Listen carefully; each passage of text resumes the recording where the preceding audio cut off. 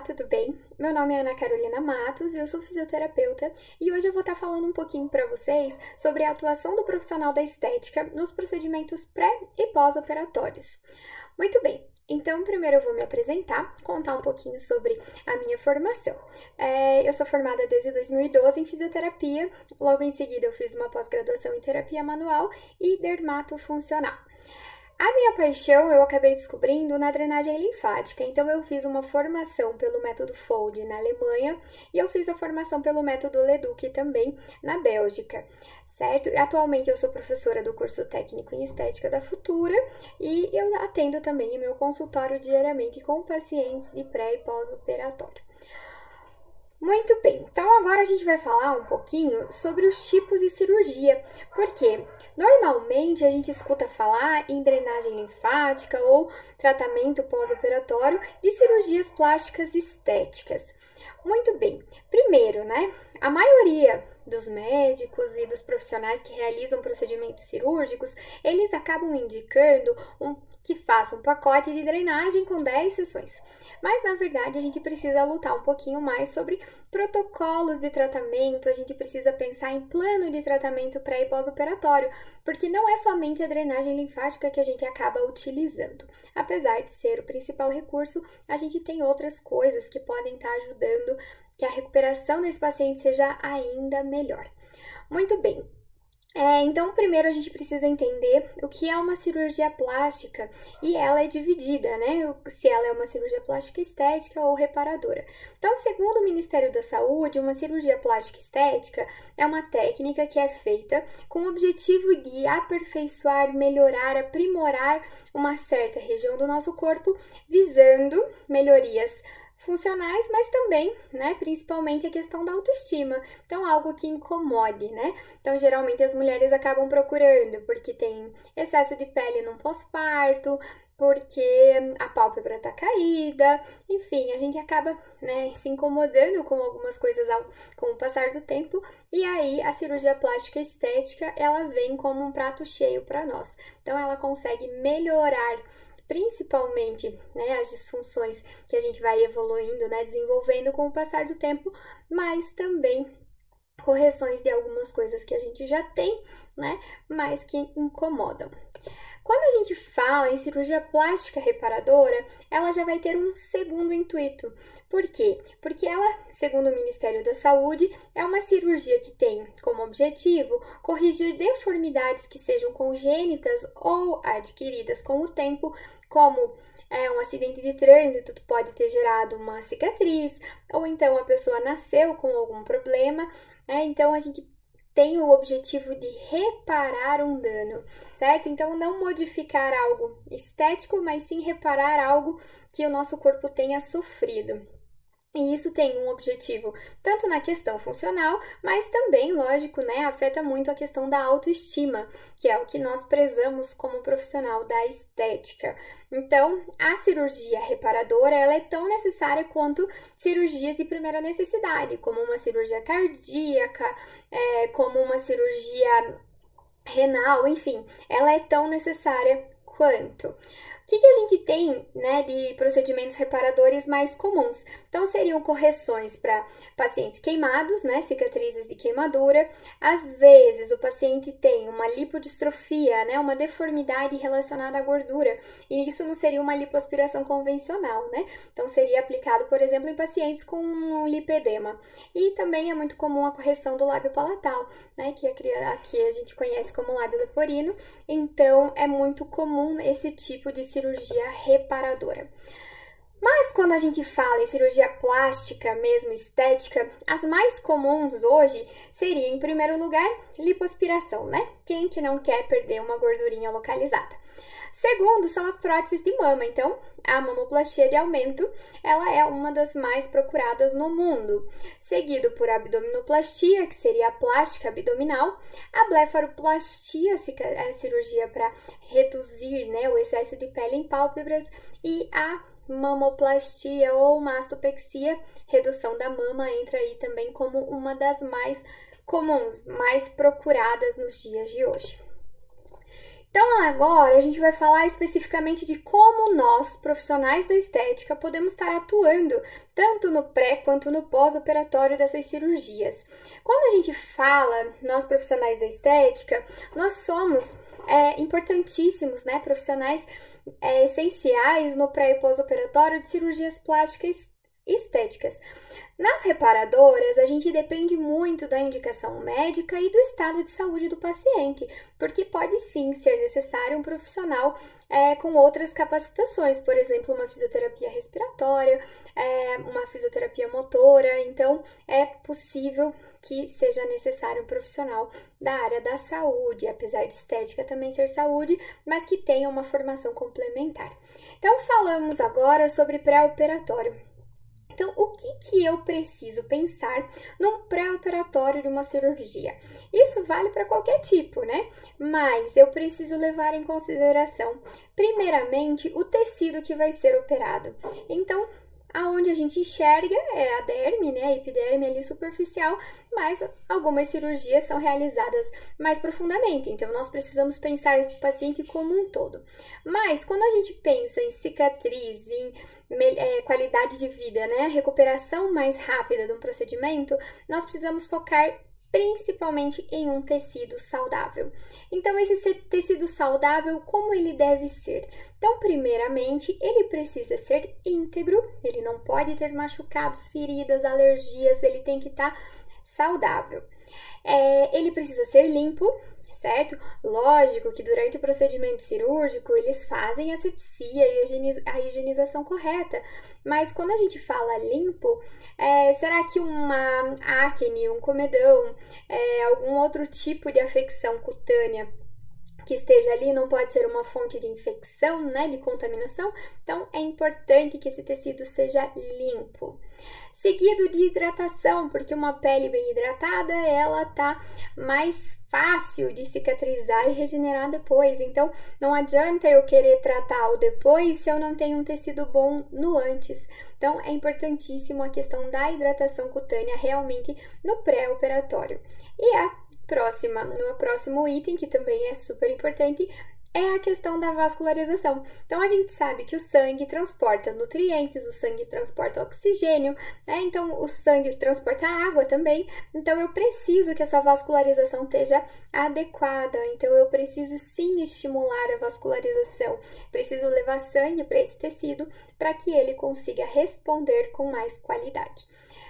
Importantíssimo, gente, é orientar esse paciente sobre os cuidados que ele vai ter que ter no pós-operatório, porque o que eu mais vejo hoje no consultório são pessoas que desconhecem o que elas vão passar. Então, elas vão para um procedimento, mas elas acham que elas vão sair lindas, formosas, mas não, é um procedimento que é uma cirurgia, ele vai deixar o paciente debilitado, ele provavelmente utilizou de uma anestesia que vai mudar com função, a pessoa vai sentir dor. Então, a gente precisa sim orientar sobre os cuidados pós-operatórios. E isso é uma coisa para ser feita antes da cirurgia, né? Porque depois que já operou, ela vai ter que aceitar. Então, a gente tem essa possibilidade quando trabalha no pré-operatório. Procedimentos indicados no pré-operatório. Então, quando a cirurgia é de face, a gente indica que seja feita uma limpeza de pele, mas com um tempo de regeneração suficiente para essa cirurgia, então não é um dia antes de operar, pelo contrário, a gente deve aplicar pelo menos 15 dias antes para ter tempo dessa regeneração. A hidratação cutânea ela pode ser feita inclusive no dia da cirurgia, né? Mas o ideal é que a gente comece antes para que essa pele já tenha uma boa qualidade no dia realmente do procedimento. A utilização de radiofrequência, por ela estimular tanto vascularização quanto colágeno, ela é muito bem-vinda, mas também pelo menos uns 15 dias antes. E a drenagem linfática manual, obviamente, porque é a minha paixão, eu indico para tudo, mas a drenagem ela é muito bem-vinda pela questão da nutrição e oxigenação dessa pele. Então, ela vai estar mais preparada para um procedimento cirúrgico. Quando eu falo de uma cirurgia que ela vai ser realizada no corpo, então a drenagem, ela também é muito bem-vinda, porque eu melhoro a nutrição, a oxigenação cutânea. A radiofrequência no local da cirurgia, mas eu preciso entender qual procedimento cirúrgico ela vai estar fazendo antes de sair passando radiofrequência por qualquer coisa, certo? A esfoliação, gente, ela é bem importante para que a gente consiga limpar essa pele e reduzir a espessura dessa epiderme para que a minha hidratação seja melhorada, porque muitas vezes a pele do meu corpo ela é mais espessa do que a pele do meu rosto, e aí eu uso um creme e ele não vai ter uma boa permeação. Então a esfoliação corporal, além de estimular, né, a regeneração da pele, ela vai também facilitar a absorção de algum princípio ativo para hidratação. O ultrassom e a corrente russa também são bem indicados, porque se eu tiver uma gordura bem trabalhada, por exemplo, com ultrassom e um músculo íntegro, eu vou ter mais chance de sucesso nesse pós-operatório. Então, quando a gente fala em recursos pré e pós-operatórios, com certeza eu posso sim estar utilizando a drenagem linfática manual e também a pneumocompressão, né? A compressão pneumática intermitente. Por quê? Porque quando eu tenho um aumento e a melhora do fluxo sanguíneo e linfático, eu vou ter vários benefícios sistêmicos, no caso, né, para acelerar realmente esse metabolismo, estimular o processo cicatricial, mas também eu tenho uma prevenção à trombose venosa profunda, que durante um procedimento cirúrgico é um risco que existe, então os médicos geralmente orientam esse paciente, mas é um risco que a paciente opta por, no caso ela aceita correr esse risco, mas a gente tem formas de estar prevenindo. Então o uso da drenagem e da compressão pneumática previnem justamente essa trombose venosa. Muito bem. Então, quando a gente fala em drenagem linfática, a gente tem que pensar que o sistema linfático, né, ele é uma via secundária que está paralelo ao sistema circulatório. E aí, o que ele vai fazer? Ele vai conseguir captar o líquido que está sobrando, né, no caso em excesso no nosso interstício, guiando ele para que seja filtrado e eliminado. Então, com isso, ele vai conseguir retirar esse líquido em excesso e acabar desembocando pelo coletor principal no nosso sistema venoso e, enfim, vai para filtragem renal e eliminação via urina, ou então hidratando, né, levando a água para hidratar outras partes do nosso corpo. Mas o que acontece? Uma vez que eu aplico isso no pré-operatório, eu tenho um efeito preventivo, mas no pós-operatório eu consigo reduzir realmente alguns sintomas. Então, quando a gente fala em drenagem linfática manual, a gente tem vários métodos que podem ser aplicados, tanto o método Voder, que é a raiz da coisa, que foi quem realmente inventou o método de drenagem linfática manual. A gente tem o método Fudge, que é o método alemão, tem o método do Leduc, que é um dos mais conhecidos no mundo, que é o método belga, e a gente tem também métodos brasileiros que são reconhecidos como o método Godoy. E eu gosto bastante de utilizar, principalmente no pós-operatório de face, a técnica do Bruno Tickle, que é um americano que desenvolveu alguns movimentos bem interessantes para drenar a face. Muito bem, mas qual técnica que eu vou usar? A que você souber fazer direito. O que eu vejo muito? As pessoas comentam: ai, o médico não deixa fazer drenagem, o médico não indica. Sim, ele não indica porque muitas vezes ele se decepcionou com a execução do procedimento do profissional. Uma pessoa que não sabe fazer uma drenagem linfática, ela não está apta a tratar um pós-operatório, porque pode ser prejudicial. E isso não é difícil de acontecer. Eu vejo isso, as pessoas, os profissionais que trabalham na área veem isso diariamente e a gente precisa saber fazer. Então, cada vez mais se especializar. Não é porque fez um curso, que fez uma faculdade, que você está apto a atender. Pelo contrário, quanto mais a gente sabe, mais a gente percebe a necessidade de buscar novos conhecimentos. Então, a técnica de drenagem que você aplicar, ela precisa ser executada com maestria, não importa qual dos métodos, e sim que ela seja feita com a fisiologia correta. Muito bem, agora a gente falando um pouquinho, né? Vamos falar um pouco sobre o pós-operatório. Então, o que a gente precisa pensar? Então, muito bem, o tecido, se eu tive a oportunidade de tratá-lo no pré-operatório, perfeito, mas nem sempre nós temos essa opção, né? Essa possibilidade.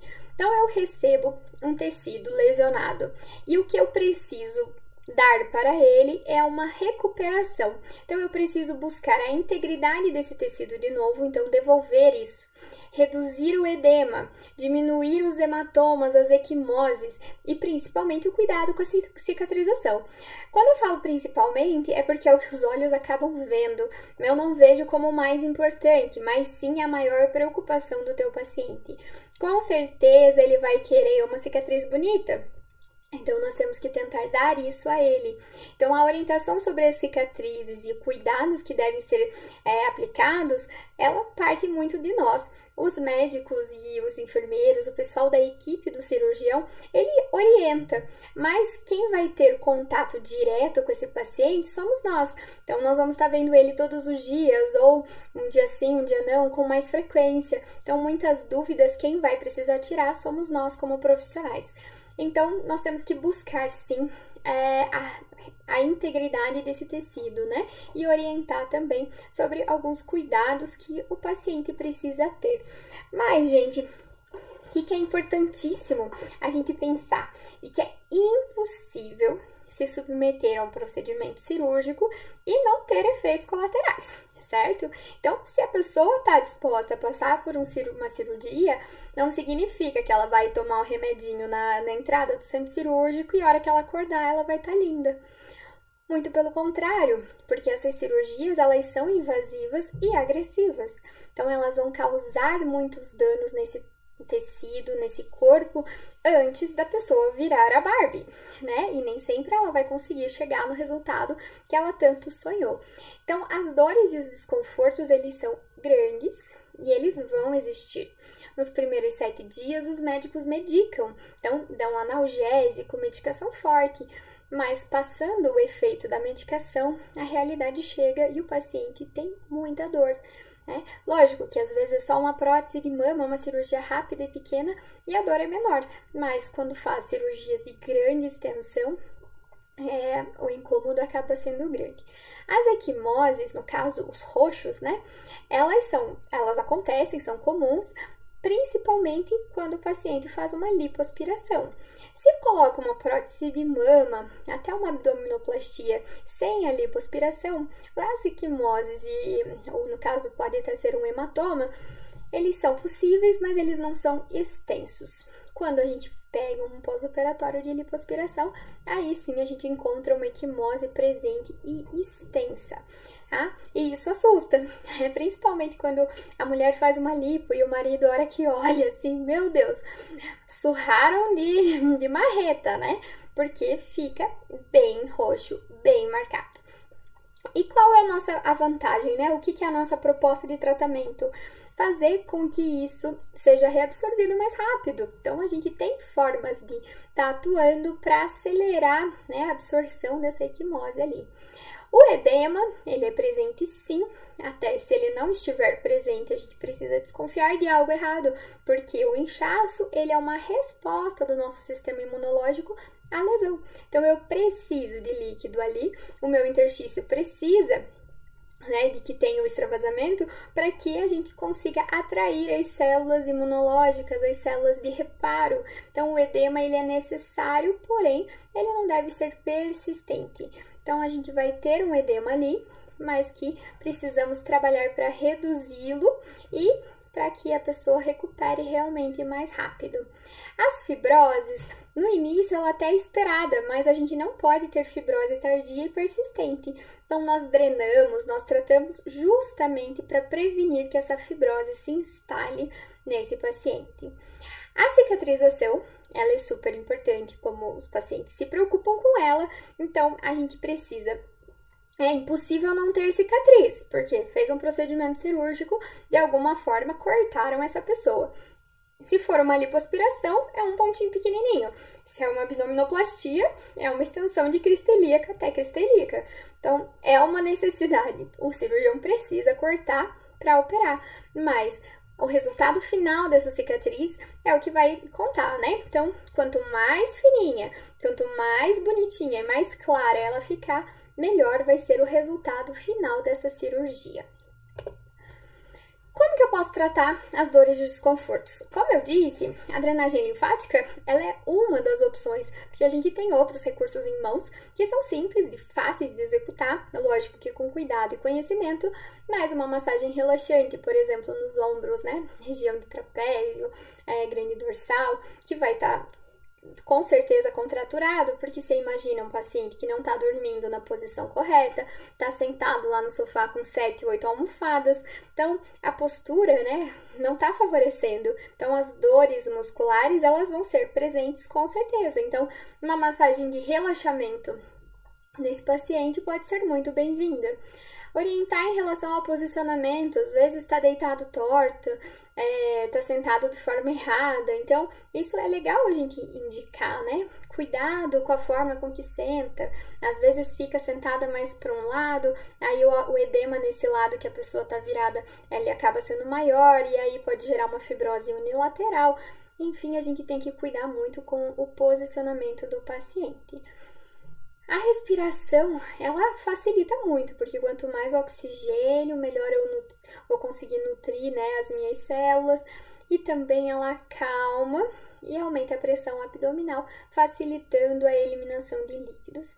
E a drenagem manual, logicamente, ela entra como um auxílio para a redução da dor, porque uma vez que eu diminuo o edema, a pessoa vai ter um relaxamento, a gente vai conseguir acelerar o processo de cicatrização e ele tem sim uma ação analgésica.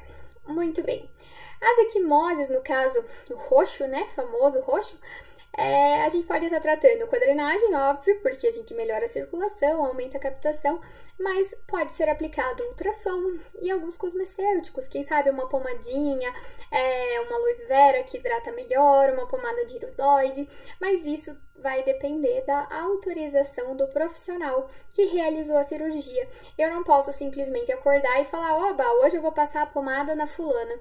Não, eu preciso dar autorização, porque você imagina lá, mas iridoide é uma pomada super comum. Aí você passa no paciente e gera uma reação alérgica em cima de um procedimento cirúrgico. Quem que vai ter que cuidar disso? O médico. Então eu preciso da autorização dele para poder estar atuando, né, com determinado produto. O edema, nós vamos conseguir contê-lo com o uso da drenagem linfática manual, com o auxílio de compressão pneumática, se for o caso de vocês terem em consultório, e a orientação sobre as malhas e as meias compressivas. Então, quem vai mandar comprar, né? Quem vai fornecer é o cirurgião, mas somos nós que temos que estar ali insistindo. Vai usar, vai usar, vai usar. É ruim, é incômodo, mas é necessário. Então, é nossa função ficar em cima e fazer com que realmente o paciente acabe usando as compressões da forma correta. Então, seria 24 horas ao dia, só remove para tomar um banho. Então, e um banho uma vez por dia no máximo, porque para evitar justamente a movimentação e ficar muito tempo sem a compressão. As fibroses, se elas acontecerem, a gente precisa tratar. Geralmente, um estágio como esse da imagem, ele acaba sendo uma fibrose tardia de pelo menos 30 dias pós-cirúrgico. Tem como recuperar? Tem, mas nesse caso, eu indicaria que fosse encaminhado para um profissional habilitado em terapia manual, um fisioterapeuta especializado em cirurgias plásticas. Por quê? Quanto mais eu mexo na fibrose, pior ela pode ficar. Quanto mais eu estimular o colágeno, pior ela pode ficar.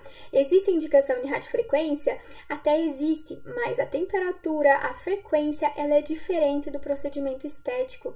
Então, a gente precisa ter muita atenção na hora de indicar um tratamento para fibrose.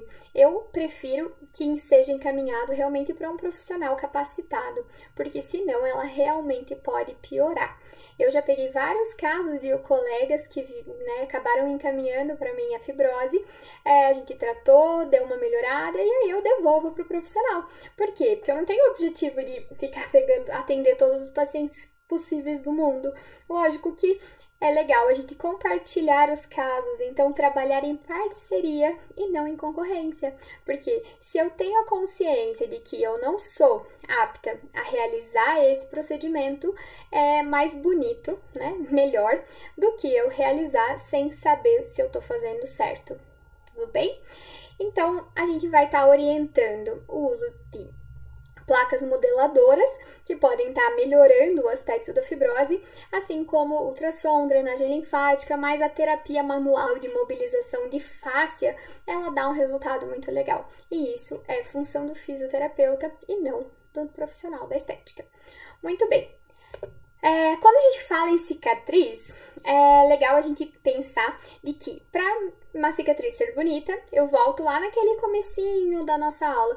Ela fala, o que eu falei lá? Tecido íntegro, vascularizado, hidratado. Então, como que eu vou fazer isso? Para uma cicatriz ficar bonita, eu preciso que ela tenha um tecido íntegro. Então, eu posso estar trabalhando com mobilização, o alta frequência no pós-operatório imediato é fantástico, porque o ozônio, além de ação cicatrizante, ele faz ação bactericida. Então, a gente evita que infeccione, que cause, né, lesões maiores. Então, o LED, ele estimula bastante a recuperação, tanto na absorção do hematoma, quanto no processo de cicatrização do tecido. E quando a gente trabalha com mobilização, a gente previne aderências, previne que formem fibroses, enfim, a gente consegue realmente melhorar a qualidade daquela cicatriz.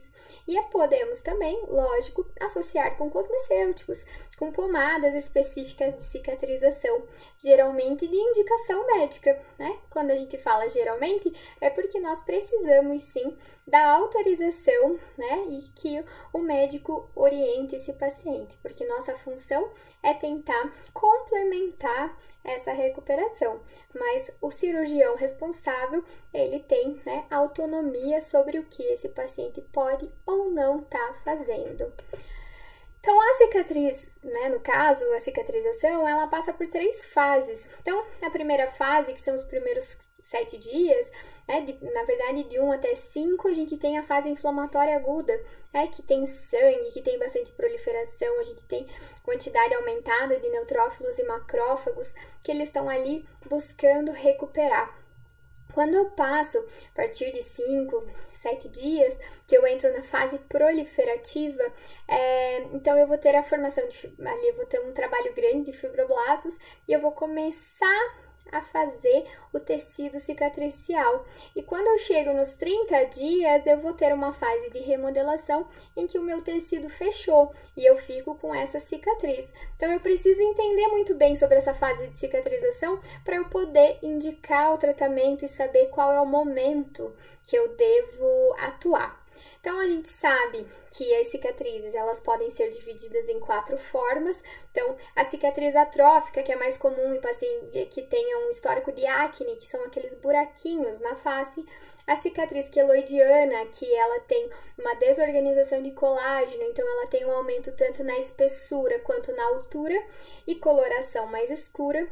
As cicatrizes hipertróficas, elas vão ter sim uma alteração na altura, nem sempre na largura, e as cicatrizes contraturadas, que elas podem ser, principalmente, né, que a gente consegue dar um exemplo melhor, seriam cicatrizes de queimadura.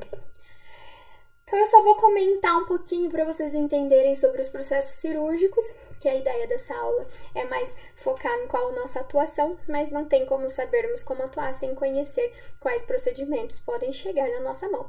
Então, o procedimento de rinoplastia, ele tem uma incisão aqui, né, na asa do nariz, e bem certinho no forame intranasal. Então, a gente vai ter essa possível inserção. O paciente fica engessado por pelo menos 7 dias. Então, a gente tem aqui um antes e um depois, né, de uma cirurgia de rinoplastia. Quando a gente fala em blefaroplastia, o pós-operatório ele é muito feio, porém ele é muito rápido. Em questão de 15 dias o paciente já está ótimo, já está pronto para a próxima. Então, é feita uma remoção do excesso de pele, pode ser tanto de pálpebra superficial, superior, quanto de pálpebra inferior. Então, aqui a gente vai ter uma paciente com uma ritidoplastia, que daí já é uma cirurgia mais complicada. Ela vai iniciar na região posterior da orelha e ela pode subir, né? Ela pode ser até em cima na região superior do crânio, e ela tem a função de lifting, então literalmente estica essa pele, certo? Então é uma incisão bem grande que começa atrás da orelha e vai até a parte superior da cabeça. Então, para a gente falar um pouco sobre cirurgias de corpo, a gente tem que entender de que existem anastomoses, que são vias linfáticas de acesso intersticial e não de vasos linfáticos. Então, nós temos anastomoses axilo-axilar na região da frente, na região ventral, e também temos na dorsal. Temos axilo-inguinal também região frontal, como posterior, né, na questão dorsal. Então, que são conexões que vão facilitar, né, a drenagem, uma vez que eu tenho uma cicatriz impedindo esse caminho. Então, quando eu falo em gestante, ela ainda é um pré-operatório, né, mas é um paciente mais especial. Nós temos que respeitar as 15 primeiras semanas, porque é onde tem maior risco, né, de intercorrências. Então, o médico precisa estar ciente e autorizar o procedimento. A gente vai drenar esse paciente em decúbito dorsal, nunca vamos virar ele, nem de lado, nem de barriga, nem barriga para baixo, né, muito menos, e sempre manter o dorso elevado para não prejudicar a oxigenação, tampouco a circulação sanguínea. Quando eu pego um pós-operatório de gestante ali, que seria o parto cesariano, eu preciso lembrar de que a cesárea ela é uma cirurgia mais perigosa, né, e mais agressiva do que uma plástica. Por quê? Porque eu tenho várias camadas. Então, eu vou ter epiderme, hipoderme, face, enfim, eu vou ter mais estruturas para recuperar do que numa simples abdominoplastia, que eu só vou estar trabalhando com tecido derme e hipodérmico, certo?